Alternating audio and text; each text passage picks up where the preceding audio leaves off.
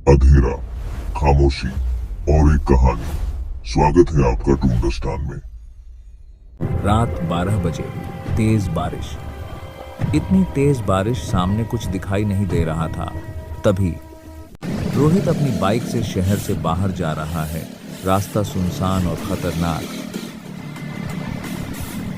अचानक बाइक बंद हो जाती है। रोहित परेशान होकर सड़क के किनारे एक पुराने पेट्रोल पंप पर रुकता है। पंप बंद है, सिर्फ अजीब सी लाल लाइट ब्लिंक कर रही है। विंड में धीमी विस्परिंग सुनाई देती है। आजा। रोहित सोचता है ये तो प्रैंक या इमेजिनेशन है और झुक कर देखने लगता है। वो बाइक को रीस्टार्ट करने की कोशिश करता है, लेकिन कुछ नहीं होता। आस पास सुनसान, सिर्फ बारिश और सन्नाटा।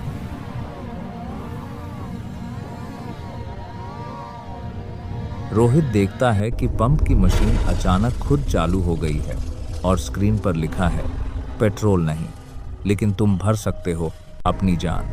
वह हक्का बक्का रह जाता है। पीछे से कदमों की आवाजें आती हैं। पीछे मुड़ता है, कोई नहीं, लेकिन पडल में उसका रिफ्लेक्शन बदला हुआ दिख रहा है।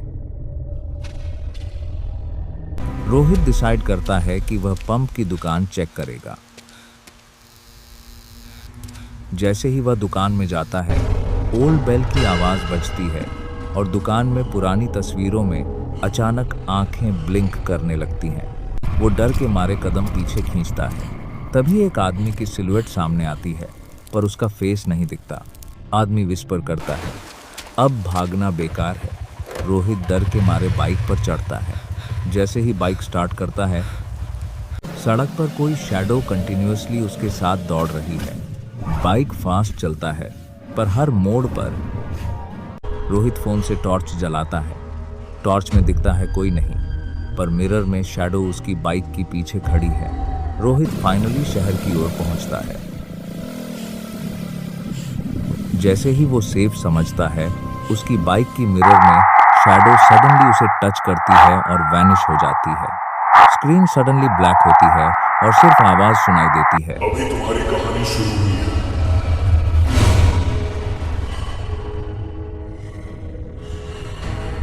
पार्ट 2 शुरू करें। और भी हॉरर। अंधेरा, चारों तरफ सन्नाटा।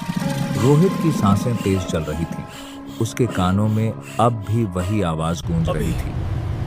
तुम्हारी कहानी शुरू हुई है। वह बार बार पीछे देखने की कोशिश करता, फिर भी उसे महसूस हो रहा था कुछ तो है। अचानक बाइक की रफ्तार अपने आप कम होने लगी। रोहित ने हैंडल कसकर पकड़ा। अभी नहीं।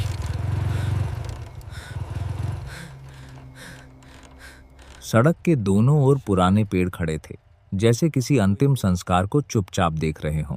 तभी उसे दिखा, आगे एक छोटा सा गांव। शुक्र है रोहित को राहत मिली।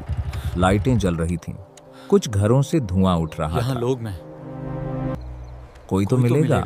उसने बाइक गांव के अंदर मोड़ दी, लेकिन जैसे ही वह गांव में घुसा,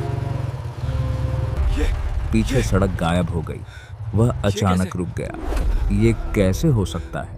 जहां से वह आया था, वहां अब सिर्फ घना अंधेरा था। गांव बिल्कुल शांत था। कुत्ते नहीं भौंक रहे थे, बच्चों की आवाज नहीं, यहाँ तक कि हवा भी रुकी हुई लग रही थी। शांति, कोई है? रोहित ने एक घर का दरवाजा खटखटाया। कोई जवाब नहीं। तभी किसी ने पीछे से उसका नाम लिया। रोहित कौन यहाँ? वह सिहर गया।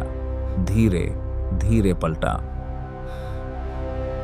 एक बूढ़ी औरत खड़ी थी। उसकी आंखें पूरी तरह काली थीं। चेहरे पर झुर्रियां नहीं। वह बोली, तुम बहुत देर से आ रहे थे। रोहित ने हिम्मत जुटाई। औरत ने गांव की ओर इशारा किया। क्या मतलब? उसका सिर चकरा गया। ये मुमकिन नहीं है। यहाँ से कोई वापस नहीं जाता। रोहित पीछे हटा। उसका पैर किसी चीज से टकराया। नीचे देखा, एक टूटी हुई नंबर प्लेट, उसी की बाइक की। औरत हंसने लगी, लेकिन उसकी हंसी इंसानी नहीं थी। अचानक सारे घरों के दरवाजे खुल गए। अंदर से लोग निकले, अब तुम भी। लेकिन सबके चेहरे खाली थे, बिना आंख, बिना मुंह। सब एक साथ बोले, तुम अगला हो। रोहित भागा।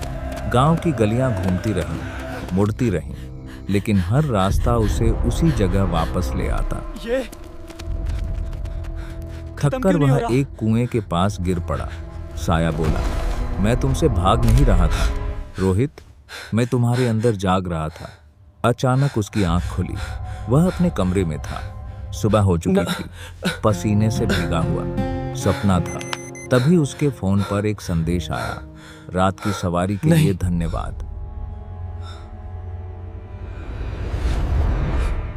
कहानी अभी खत्म नहीं हुई रोहित। उसने कांपते हाथों से आईना मुस्कुरा नहीं देखा। रहा। आईने में वह मुस्कुरा रहा था, समझ आया। लेकिन वह मुस्कुरा नहीं रहा था।